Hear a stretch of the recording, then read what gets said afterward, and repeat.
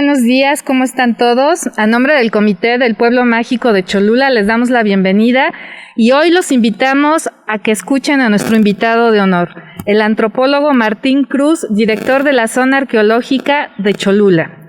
Pero antes que nada les quiero comentar que este 30 de octubre Cholula Pueblo Mágico cumple 8 años de haber sido nombrado como Pueblo Mágico por la Secretaría de Turismo. Y para festejarlo, pues por eso estamos aquí con el antropólogo Martín Cruz. Buenos días, bienvenido. Gracias, buenos días. Oiga, Martín, quiero preguntarle algo que siempre he tenido en mente. ¿Qué es lo que más le sorprende a alguien como usted, que lleva tantos años aquí administrando la zona arqueológica, sobre este sitio de Cholula? Bueno, para mí, si algo es intrigante, tiene que ver con, digamos, la gran cantidad de versiones que el público construye en relación a un lugar que no entiende mucho. Hay una gran cantidad de mitos alrededor del lugar y que se entrelazan, por supuesto, con, digamos, el conocimiento popular, la imaginación popular, pero también con, digamos, acontecimientos muy importantes. Por ejemplo, la propia versión de los franciscanos en el siglo XVI, cuando llegan a Cholula y de alguna manera tienen que interpretar este lugar. En ese sentido, desde esos mitos o los mitos fundacionales de la propia época prehispánica, lo que dicen al respecto del lugar, los mitos coloniales y después por tradición oral, la serie de mitos que alrededor del lugar existen, creo que para un antropólogo social como yo, que no arqueólogo, generan, digamos, esta sorpresa de cómo la gente interpreta. A veces no muy correctamente, pero sin embargo, el hecho mismo de que el INAH en algún sentido adolece de un discurso interpretativo con los recursos adecuados para llegar al público, generan que el propio público, tenga su propia interpretación. Si el INAH en sus discursos técnicos, desde cronológicos o estilos arquitectónicos o tipos de cerámica, no le llega, no tienta al visitante, creo que en ese mismo sentido es que el visitante genera sus propios mitos. Por ejemplo, el túnel, ¿no? El túnel es un asunto, o la propia pirámide que no tiene apariencia de pirámide, o el sistema de los túneles en el interior que genera lo que genera en una gran cantidad de visitantes. Seguramente en otros no, porque preparan, leen, entienden de lo que se trata el sitio previo al llegar al lugar, pero otra gran cantidad no, y en ese sentido lo que se genera, digamos, son interpretaciones múltiples al respecto de un lugar que no entiendes exactamente. Por eso es bien importante que cuando vengan a visitar la zona arqueológica contraten los servicios de guías certificados, porque así tendrán la garantía de que tendrán la información correcta, ¿no? Eso es fundamental. Claro, el instituto es muy respetuoso de las múltiples visiones, interpretaciones que el visitante tenga al respecto del lugar. Respetuoso. Sin embargo, la función del INAH, en este sentido, es tratar de ofrecer una versión académica, científica, objetiva, basada en hechos, en vestigios, en elementos físicos, de tal manera que el visitante puede entender qué es este lugar tan complejo de entender, porque a primera vista lo que estás viendo es un cerro, ¿no? Cubierto de vegetación, con una iglesia en la parte superior. La gente no entiende exactamente qué fenómeno es el que sucedió. Los propios cholultecas no entienden exactamente qué acontecimios sucedieron, de tal manera que pues lo que transmiten a sus hijos, a sus familiares, porque lo vemos, y desgraciadamente los propios profesores, cuando le preguntan a los estudiantes qué extrañas ceremonias se realizaban dentro de los túneles de la Gran Pirámide, esto nos da pie a decir, bueno, algo está fallando, algo no está funcionando como debe de ser, de tal manera que la gente tiene esta visión, que por otro lado puede ser muy atractiva, muy intrigante, muy sorpresiva, ¿no? ¿Qué hacían los antiguos cholultecas allá adentro? O bien que es un sitio arqueológico y la gente piensa que esos túneles fueron hechos en la época prehispánica y fueron usados en la época prehispánica. ¿Y qué se hacía ahí dentro de esas largas y oscuras galerías? Pues nada, porque la realidad es que esos túneles no existían en la época prehispánica. En ese sentido, creo que la función del INAH tendría que ser dar una visión interpretativa, no solo basada en datos, porque los datos son muy importantes, pero el dato por sí mismo no genera una interpretación adecuada. Pensar por ejemplo, en los sistemas cronológicos y el preclásico, el clásico, los estilos arquitectónicos, creo que son doctas explicaciones, pero que no tocan al visitante. Lo que se necesita son más bien narrativas que le permitieran al visitante, como en cualquier texto novelado o un cuento, tener un clímax en la explicación, adelantarte a las preguntas del visitante, y eso es, creo, donde hemos fallado, ¿no? En gran medida.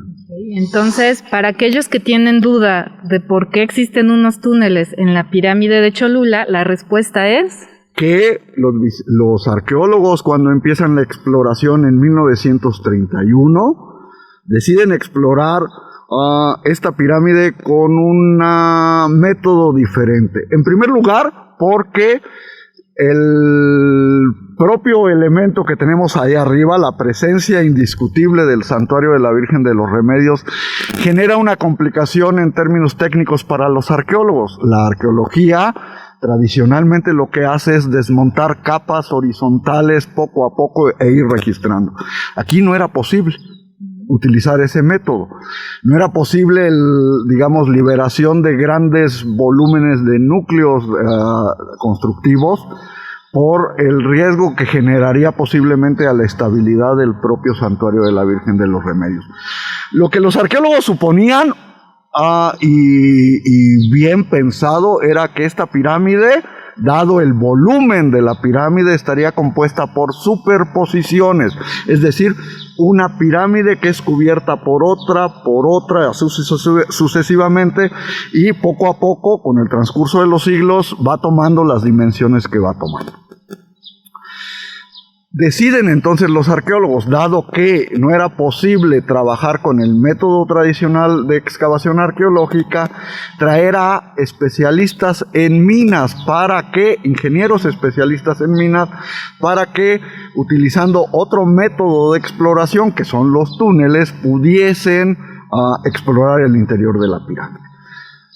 Una ventaja tiene ese método de exploración, y se refiere a que los núcleos de las diferentes etapas constructivas de la pirámide son básicamente núcleos de adobe, y el adobe es fácil de perforar con las medidas y los cuidados necesarios, pero es muy fácil de perforar.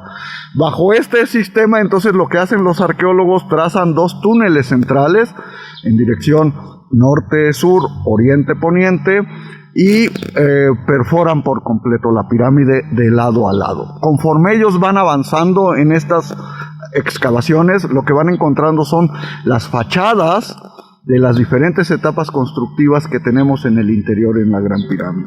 Una vez que terminan este sistema de los dos túneles centrales, los arqueólogos regresan, y donde encontraron una fachada, entonces empiezan a excavar de manera paralela a la fachada.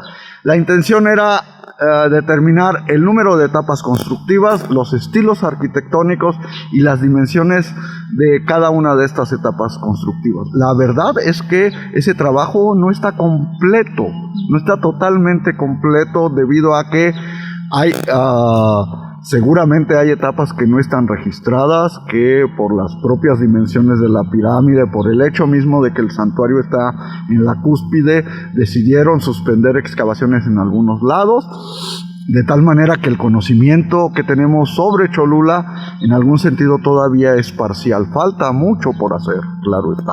Entonces, La realidad es que eso que estamos viendo en el interior de la Gran Pirámide es un sistema de exploración hecho por los arqueólogos de 1931 a 1956, perforado por los arqueólogos, no descubierto por los arqueólogos, sino hecho por ellos mismos, con la idea de determinar esto: etapas constructivas, dimensiones y estilos arquitectónicos de lo que tenemos en el interior.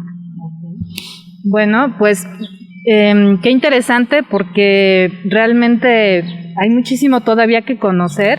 Entonces sí los queremos invitar a que vengan aquí a Cholula, que descubran por ustedes mismos estas maravillas de la pirámide. Nosotros, como Comité del Pueblo Mágico, me presento, porque creo que no me presenté, soy la presidenta del comité, Angélica Galindo Dip.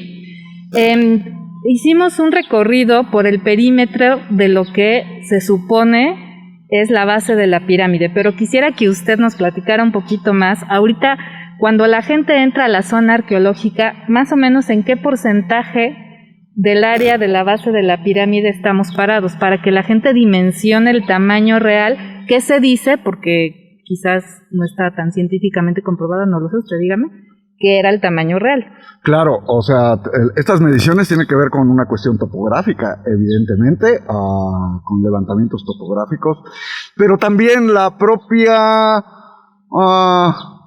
las propias características urbanas, porque hay que, por otro lado, entender que Cholula ha estado continuamente habitada, y bajo esa consideración, las nuevas modificaciones o las antiguas modificaciones, ya sea desde la propia época prehispánica, colonial, independiente y moderna, han afectado de alguna manera al sitio. Recordemos que la declaratoria de Zona de Monumentos Arqueológicos de Cholula es de 1993, cuando el sitio se empieza a explorar en 1931.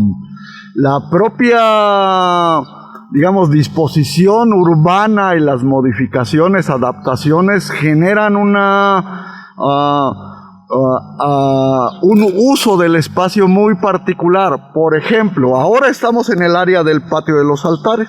Lo que tenemos es el talud sur de la Gran Pirámide y después la plataforma abierta hacia el sur, porque del lado contrario no tenemos, hacia el sur no tenemos ningún elemento significativo que permita pensar en un patio cerrado en el lado sur, que es el que está explorado, ¿no? Pero ¿qué sucede, por ejemplo, en el lado poniente, donde tendríamos la fachada poniente, la fachada principal en alguna medida de la pirámide, pero si subimos la vista vamos a ver también la fachada principal del Santuario de la Virgen de los Remedios? Y lo que vemos en ese sector es una plataforma, actualmente el Parque Soria, y en el lado contrario de la fachada principal, de la fachada poniente, hacia el poniente, otro cerrito, ¿no? Lo que estamos viendo realmente en el lado poniente es la fachada principal, una plaza ceremonial y las estructuras que cerrarían, a diferencia del lado sur, por el lado poniente esta plaza ceremonial cerrada por este núcleo piramidal que conocemos como Teopiscalco, que se encuentra al poniente del patio del Parque Soria. En ese sentido, lo que estamos viendo ahí es más o menos el fenómeno de este lado, con la diferencia de que es un patio cerrado, a diferencia del lado sur, que estamos hablando de un patio abierto. Digo que las propias modificaciones urbanas, el uso del espacio genera afectaciones al sitio, o ha generado afectaciones al sitio. ¿Por qué en el lado poniente no se hace lo que en el lado sur? Es decir, explorar, habilitar para su visita. Porque en el lado poniente lo que tenemos, ahora ya no, pero lo que tendríamos en el momento de la exploración es el límite o el trazo o la dificultad de que tenemos el trazo de las vías del ferrocarril que cortaron, por así decir, la Gran Pirámide de estos sectores que quedan fuera de lo que actualmente es la cerca de protección, pero que sin embargo son parte fundamental de la Gran Pirámide. Pensemos en algo. La declaratoria de Zona de Monumentos Arqueológicos de Cholula comprende 154 hectáreas. Nosotros lo que tenemos En el área medular, por así, central de este polígono de protección, son aproximadamente 14 hectáreas. Quiere decir esto que 140 hectáreas declaradas como zona de monumentos arqueológicos que están fuera del área medular, están dentro de los territorios municipales de San Pedro Cholula y San Andrés Cholula, como zonas habitacionales, vialidades, parques públicos, construcciones de múltiple tipo dentro de esas 140 hectáreas, ¿no? Entonces, lo que sabemos es que prácticamente la ciudad moderna, la ciudad independiente, la ciudad colonial se montaron encima de los vestigios de la vieja ciudad prehispánica. Pues eso es un dato sorprendente, porque cuando ustedes vengan, entonces van a ver un pequeño pedazo de lo que, bueno, de la pirámide, y además de lo que era en sí el asentamiento antiguo, ¿no? Del asentamiento prehispánico, pero también consideremos otra situación. Una ventaja de este lugar fue también una cosa interesante, el hecho de cómo este lugar, Cholula, particularmente la Gran Pirámide, ha estado o su esplendor, desarrollo, abandono ha estado en íntima relación con el volcán Popocatépetl. Arqueólogas de la UDLA, sobre todo la doctora Gabriela Uruñuela y la doctora Patricia Plunkett, de la Universidad de las Américas Puebla, ¿no? Universidad de las Américas Puebla, sostienen que antes del siglo I de la era cristiana no se podría hablar de monumentalidad en Cholula.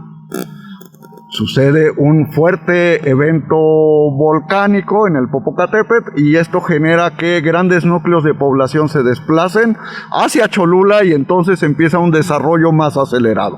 O bien, entre el siglo VII y el VIII, otro fuerte evento volcánico que genera, todo parece ser así, aunque no es una sola interpretación, hay más de una interpretación, pero genera el abandono de este centro ceremonial. Y este abandono, en consecuencia, por la falta de mantenimiento, por el abandono, por las condiciones del intemperismo, por el método de construcción que siguieron para construir las diferentes etapas de la pirámide, poco a poco se va deteriorando. Sus acabados se agrietan, se desprenden, queda expuesto el núcleo de las últimas etapas constructivas de la pirámide, que es de adobe, y el adobe está sujeto al intemperismo, a la erosión, el aire, la lluvia, la deposición de semillas, lo que hacen que este núcleo degradado de la pirámide poco a poco se vaya cubriendo de vegetación y tome la apariencia de un cerro. Cumple su objetivo simbólico de una pirámide, ser un símil de una montaña. Con el paso de los siglos lo logró. Afortunadamente, si lo podemos decir así, los españoles también ven un cerro. No encuentran ellos a la pirámide, a la Gran Pirámide, no la encuentran en funciones, sino ya abandonada, porque ésta se abandona entre el siglo VII y VIII de la era cristiana. Los españoles lo que encuentran es un nuevo centro ceremonial que todo parece indicar estaría ubicado debajo de lo que es el conjunto del convento de San Gabriel y Capilla Real. Ahí es donde sucede este acontecimiento muy, muy lamentable, que sería la matanza de Cholula, que apenas hace pocos días estamos en el 501 aniversario de esta suceso. Y por lo tanto los españoles destruyen por completo este centro ceremonial y construyen el convento franciscano de San Gabriel Cholula con los restos del viejo Teocalli. A no lo toman en consideración, no piensan que es una pirámide y por lo tanto no hay gran afectación para este lugar. Sin embargo, los propios franciscanos, que es parte de lo que decía, entienden que este lugar no es un cerro natural, sino que es un cerro hecho a mano, y entonces viene este mito comparativo de los franciscanos donde comparan a la Torre de Babel del Viejo Mundo con y la osadía o soberbia de los antiguos cholultecas en tratar de llegar al cielo a partir de la construcción de estas pirámides. Al igual que en Babel, en Cholula Dios castiga. Según el mito, en el caso de Cholula, Dios manda al arcángel San Miguel para que con su espada descopete la pirámide y la haga más chaparrita. Esto es lo que vemos actualmente. Digamos, los núcleos degradados de las últimas etapas constructivas de la pirámide, cubiertas de vegetación, pero el lugar, una superposición, lo que genera es que estás creciendo en el mismo lugar, supongo yo, debido al carácter simbólico de este lugar, pero el propio santuario lo que hace es ratificar el carácter simbólico del espacio donde está ubicado la pirámide y el santuario. Oigan, pues qué interesante todas estas historias.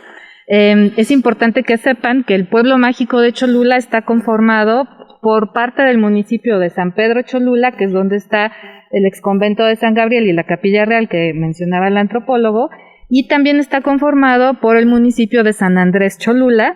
Digamos que a mi derecha, donde estoy parada aquí en el patio de los altares, al poniente está San Pedro, y al oriente está San Andrés, pero ni todo San Andrés ni todo San Pedro forman el pueblo mágico de Cholula, sino que es un polígono que comprende desde el mercado Cosme del Rastro de San Pedro hasta más o menos la parroquia de San Andrés. Entonces, para que cuando vengan, ustedes mismos se encuentren ubicados bien en el pueblo mágico. Ahora bien, cambiando de tema, usted lleva, me comentaba, más o menos unos 25 años administrando la zona arqueológica. Sí, es correcto. Y platíqueme cuáles son los principales retos y también platíquenos cómo ha sido este proceso de reapertura para que los que nos están viendo sepan cómo venir preparados y disfrutar, como debe de ser, este gran sitio arqueológico. Bueno, a lo largo de tantos años a cargo del sitio me ha tocado vivir de todo, ¿no? Temblores, todo, temblores, erupciones, un evento en el 9 con la pandemia, o bueno, con esta cuestión del H1N1, que fue uno de los primeros momentos donde tuvimos que cerrar el sitio, lo cual generalmente es extraordinario. Pues la misma situación de convivencia en los espacios, por ejemplo, en el 2009, el drenaje del santuario de la Virgen de los Remedios se fractura y empieza a filtrar humedad, una gran cantidad de humedad empieza a filtrar al núcleo de la Gran Pirámide. Detectamos esa humedad cuando aparece en el sistema de túneles de exploración, porque como está tan cubierto de vegetación, la fractura no fue para nada evidente. Filtración de agua lo que generó es un debilitamiento del túnel, una parte del túnel del recorrido abierto al público, y esta situación generó que durante 3 años cerráramos al público el túnel, no así el resto del sitio arqueológico. Nos ha tocado ver cómo estas mismas cuestiones urbanas o un reconocimiento de la importancia en alguna medida del propio sitio, porque hay que recordar que cuando yo llegué aquí no había banquetas que delimitaran la circulación vehicular de los espacios de circulación peatonal. Los autobuses se estacionaban prácticamente en el costado de la Gran Pirámide, el público tenía que andar sorteando estos riesgos. Entonces me ha tocado ver cómo poco a poco se generan acciones de tipo urbano donde se delimitan, por ejemplo, vialidades de áreas peatonales, construcción de servicios para visitantes, como por ejemplo el caso del módulo de servicios al público, que fue construido con el apoyo del Ayuntamiento de San Andrés Cholula. El sitio genera realmente una gran cantidad de gestiones alrededor de él, porque no solamente digamos, en mi función como director de la zona arqueológica, no solamente me corresponde lo que tiene que ver con servicios al visitante, mantenimiento. Otra gran parte de la gestión que se realiza tiene que ver con nuestros vecinos de la parte superior, por así decir, y todo lo que genera el culto a la Virgen de los Remedios en el entorno de Cholula y más allá de ello, que tiene que ver con bajadas, subidas de la Virgen, procesiones, obras de mantenimiento, intervenciones, afectaciones de todo tipo. En este sentido es un sitio vivo, muy vivo, donde a diferencia de otros, el papel del INE está centrado exclusivamente en la operación al sitio, la conservación y el mantenimiento. En el caso de Cholula, evidentemente la situación trasciende esos aspectos y tiene que ver mucho con la sensibilización, la capacitación, el hecho de platicar con los grupos reconocidos como mayordomías o principales en términos de la importancia de la conservación y que, por así decir, nosotros funcionamos de alguna manera como un cimiento del edificio del santuario, y si hay problemas abajo evidentemente se van a ver reflejadas en la parte superior. La labor en ese sentido es muy importante. Decía yo de lo extraordinario de cerrar, como en el caso de la problemática del túnel. Nunca en la historia que yo conozco del sitio arqueológico y en los años que yo tengo a cargo del sitio, habíamos tenido una situación como la de el 2020 asociado al COVID-19. Durante 7 meses, porque cerramos exactamente, último día de operación fue el día 20 de marzo del 2020, previendo lo que sucedería el 21 de marzo, es decir, una fuerte concentración de visitantes con la idea respetuosa por parte del instituto, no compartida, de que los sitios generan energía, y en ese sentido, considerando que Teotihuacán y algunos sitios iban a estar cerrados, nosotros pensábamos que se podría hacer una concentración mayor en Cholula, y con el riesgo de la pandemia no era lo más recomendable. Afortunadamente obtuvimos la autorización para cerrar 21 y 22 de marzo, pero el día 23 de marzo ya no abrimos, hasta el día 20 de octubre, apenas, que 7 meses después reabrimos nuestra operación al público con modificaciones. Es cierto, no estamos regresando como si nada hubiese sucedido. Tenemos personal por parte de la plantilla de trabajadores de la propia zona arqueológica en condición de vulnerabilidad. Esto genera menos personal para la operación, y bajo esas consideraciones lo que planteamos fue ciertas modificaciones para la reapertura. Por ejemplo, no trabajamos ya 7 días de la semana como era normal. Ahora estamos trabajando solo 5 días, de martes a sábado, en también un horario un poco reducido, de 10 a 5 de la tarde, último acceso permitido. Evidentemente el túnel, al ser un espacio cerrado, estrecho, que genera una fuerte aglomeración de visitantes, generaba un riesgo para el propio visitante y para el personal operativo. Por lo tanto, decidimos en la reapertura no aperturar el túnel, al igual que el edificio reconstruido, edificio F, que es el que queda casi al término del recorrido en el área abierta, porque este genera que el público se detenga, y un poco la idea era tratar de que la visita fuera fluida, de que no hubiese aglomeraciones. Por lo tanto, también decidimos disminuir el aforo que antes permitíamos en términos de grupos, considerando que antes era de 40 personas al mismo tiempo en grupos organizados, y actualmente solamente permitimos el acceso de grupos de 20 personas al mismo tiempo, y damos pausas de 20 minutos si tenemos el caso de esa situación. En esta primera semana lo que estamos de operación, porque acaba de concluir el día de hoy, ustedes no ven visitantes en el sitio porque está cerrado a la visita pública. Es lunes, el día de hoy, 26 de octubre. 26 de octubre, efectivamente.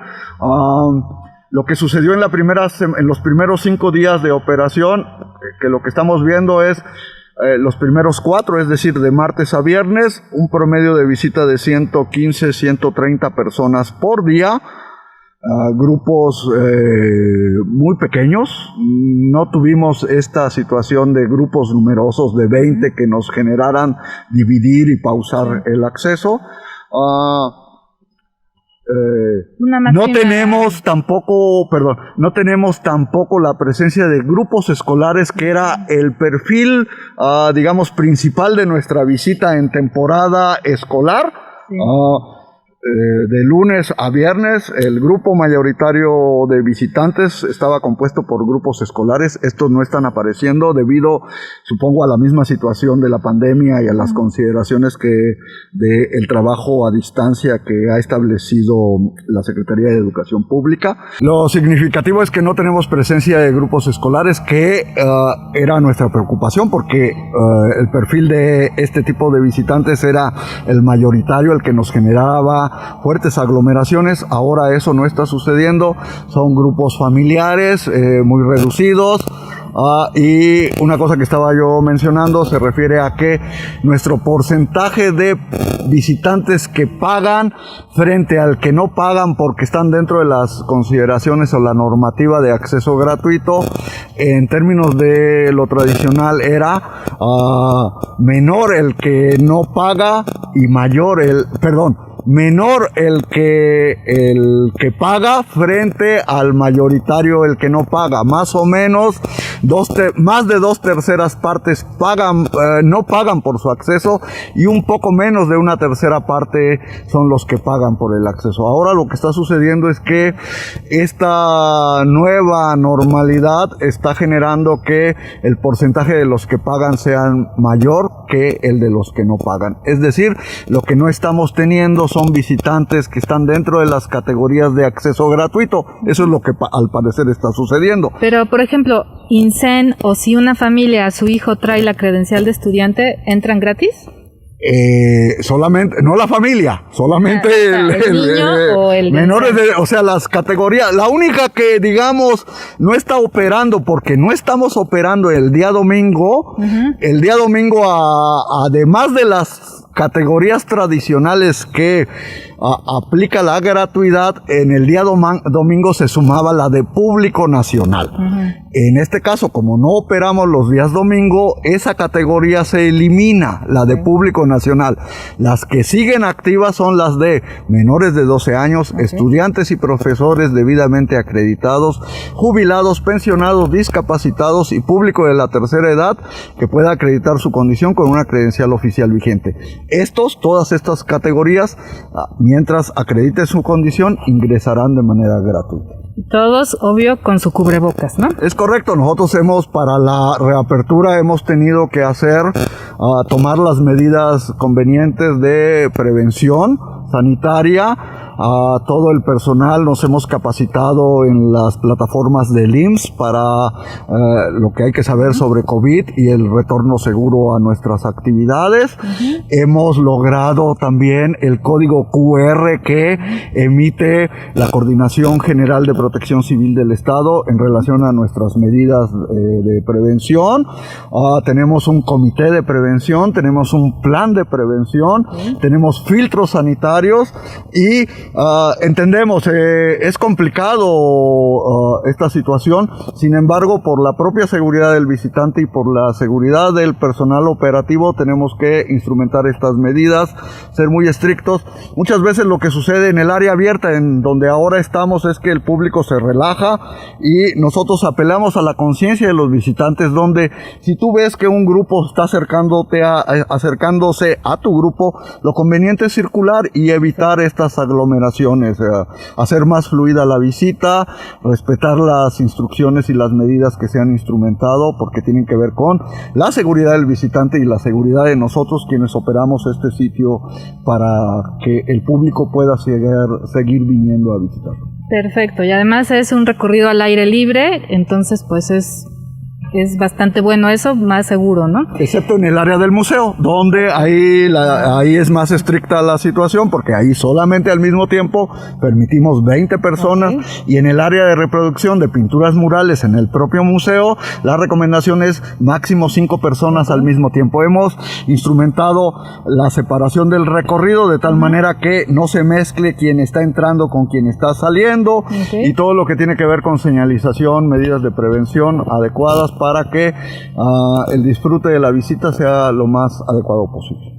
Perfecto, pues ya ven que está todo súper bien organizado y también hoy nos acompaña por parte del Comité del Pueblo Mágico de Cholula Arturo Enciso, que él es el vocal de servicios turísticos y también es un guía certificado aquí en Cholula, que nos va a platicar brevemente, Arturo, que nos digas cuáles son las recomendaciones a tus grupos que tú les das para que visiten de forma segura tanto la zona arqueológica como el pueblo mágico.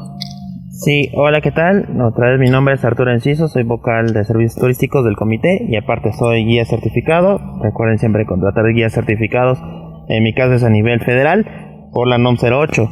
Y lo que le recomendamos siempre a los visitantes es que siempre usen el cubrebocas, siempre utilicen la sana distancia. Yo sé que es complicado porque a la hora de explicar, a la hora de incluso hasta tomarse una foto grupal, sobre todo aquí en el patio de los altares, o en las letras que están de San Pedro de San Andrés Cholula, pues sí es complicado, ¿no? Esa parte de la sana distancia, pero bueno, por lo menos que tengan los cubrebocas, que siempre estén un poco separados en esa parte, y bueno, pues en dado caso de que agarren algo como por ejemplo los barandales que luego se tiene en las gradas, o a veces en los accesos y demás, pues siempre utilicen el gel antibacterial, lavarse las manos siempre cuando vayan al baño, y pues siempre que respeten antes que nada sobre todo las autoridades competentes, ya sea en un lugar como la zona arqueológica o los mismos policías que se encuentran alrededor del pueblo mágico.